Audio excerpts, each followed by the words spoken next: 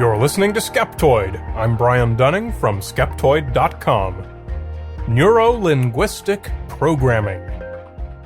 Today we're going to point our skeptical eye at neuro-linguistic programming, a new age communication technique intended to facilitate the exertion of influence. Is it science? Or is it another spin the wheel and invent a new self-help system disguising its marketing within scientific-sounding language? It was the early 1970s, and a young psychology student at the University of California, Santa Cruz, was spending another late night in the lab. Richard Bandler's assignment was to transcribe hours and hours of psychotherapy sessions from the maverick German psychiatrist Fritz Perls. After transcribing until his hands were about to fall off, Bandler noticed an interesting pattern in the way Perls spoke to his patients. Perls had an odd, almost annoying habit of taking his patients' comments and going back over them with very specific questions, forcing the patients to closely re-examine their wording. Sometimes it seemed that you couldn't make the simplest remark without Perls raking you over the coals. What made you choose this word? What are the implications of your statement? Perls would force his patients to confront the causes and motivations of even the most casual remark. Bandler noticed that this technique had a dramatic effect. Patients would eventually be ground down to the point that they were unable to explain themselves, leaving something of an internal void, and became exceptionally receptive to Perls' suggestions to fill that void. Rather than resenting what might be called harsh cross-examination, patients instead tended to embrace the process, and Bandler found that, taken as a whole, Perls' technique seemed highly effective. Bandler reported his discovery to John Grinder, who was a linguist at Santa Cruz. Grinder was intrigued. The two discussed Bandler's findings at great length and decided to look for other incidences of the same pattern. They found them in the psychotherapy sessions of pioneering family therapist Virginia Satter. Believing that they'd stumbled onto something significant, Bandler and Grinder documented and codified the technique and named it the Meta Model. Built largely around the Meta Model, the two men published the first two of many books to come in 1975. They heralded their discovery as a breakthrough in psychotherapy that would, quote, help people have better, fuller, and richer lives. Keep in mind that this alleged breakthrough in psychotherapy was created by an undergrad and a linguist, neither of whom was a psychotherapist, though Bandler did go on to get an M.A. in psychology. They then built upon their meta model with a very different communication technique that they learned by studying the work of hypnotherapist Milton Erickson. Erickson's style was the polar opposite of the high pressure of the meta model. What he did was to give general suggestions to his hypnotherapy clients. He wouldn't give specific directions like, you feel happy. Instead, he'd give a suggestion like, you're free to feel this way if you want to. Not put the cup on the counter, but consider other places you might like to put the cup. Somewhere over there, for example. In this way, Erickson was able to guide the client through to his desired destination, but by leaving all the specific steps to get there up to the client, thus empowering them. Bandler and Grinder called this the Milton Model. They found both to be effective tools for influencing others. Together, the Meta Model and the Milton Model formed the basis for what they came to call neuro-linguistic programming. Bandler and Grinder were up to 5 books by the time they published their Milton Model, and from then on, their subsequent books covered their whole umbrella of neuro-linguistic programming, shortened to NLP.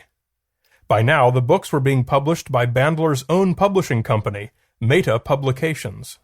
They also offered training workshops and classes, marketed at first through psychology trade publications, but it turned out their business came not from the industry, but from business managers, sales professionals, and New Age enthusiasts.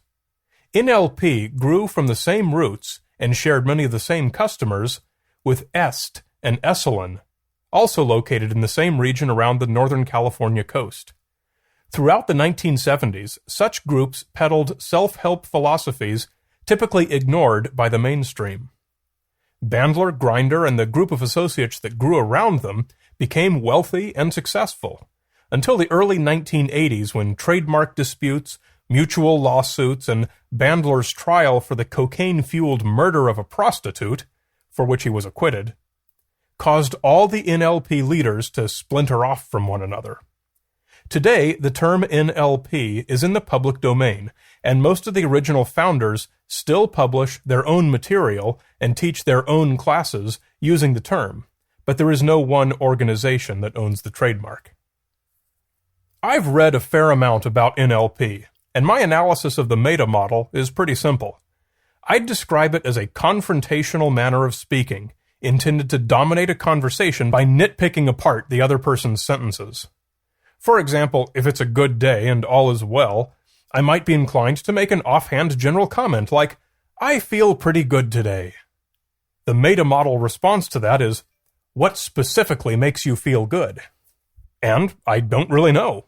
I don't really have a single specific answer. And whatever I do come up with gets attacked the same way. Exactly why does that make you feel good?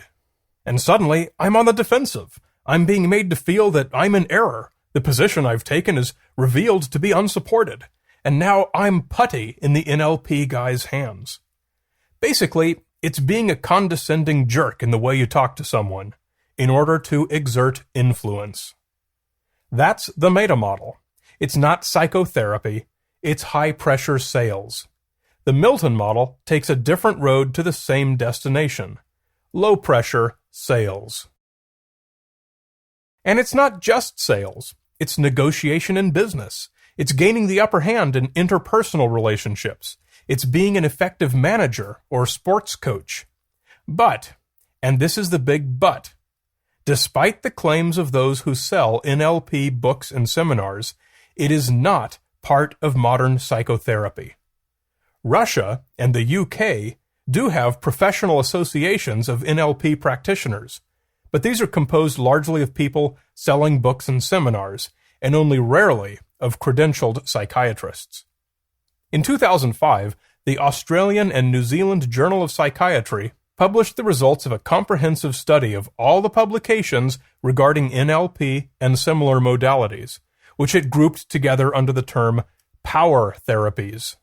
The article states, "Advocates of new therapies frequently make bold claims regarding therapeutic effectiveness, particularly in response to disorders which have been traditionally treatment refractory. This paper reviews a collection of new therapies collectively self-termed the power therapies, outlining their proposed procedures and the evidence for and against their use. These therapies are then put to the test for pseudoscientific practice. It is concluded that these new therapies have offered no new scientifically valid theories of action, show only non-specific efficacy, show no evidence that they offer substantive improvements to extant psychiatric care, yet display many characteristics consistent with pseudoscience." It seems the only mentions of NLP to be found in mainstream journals are critical, when they can be found at all, outside of the hypnotism and other fringe journals. Even way back in 1987, the Journal of Counseling Psychology published an article that examines the experimental literature on neuro-linguistic programming. The authors concluded that the effectiveness of this therapy was yet to be demonstrated. Presents data from 7 recent studies that further question the basic tenets of NLP and their application in counseling situations. Dig far enough and you can find publications that support the therapeutic use of NLP, albeit from journals of varying repute. Wikipedia's article on NLP provides a long list of such articles, so if you wanted to state the case that NLP is science, it would be easy to go there and back yourself up. Well, of course, Joe Blow on the street has no real way of knowing which side he should believe, so this is one case where I'd recommend looking at the meta-analyses, studies that attempt to summarize all the articles out there. The largest of these that I could find was done by Michael Heap in 1988. If the assertions made by proponents of NLP about representational systems and their behavioral manifestations are correct, then its founders have made remarkable discoveries about the human mind and brain, which would have important implications for human psychology, particularly cognitive science and neuropsychology. Yet there is no mention of them in learned textbooks or journals devoted to these disciplines. Neither is this material taught in psychology courses at the pre-degree and degree level. Heap also found that when he asked colleagues about NLP, they generally hadn't even heard of it. Whatever else you want to say about NLP, the fact is that it is not part of mainstream psychology. That doesn't make it wrong or useless. It just means it's not part of established, practiced science. So really, what we have with NLP boils down to just another pop culture, new age, self-help system that disingenuously markets itself as science. Read this book and you'll be a better manager, a better salesman, more successful. The promise of results, be they money, success, interpersonal, psychological, is a red flag that you're solidly outside the world of professional psychology or any other branch of medical science. If any doctor or other profession ever guarantees you results or tells you that goals are only a few simple steps away, you have very good cause to be skeptical.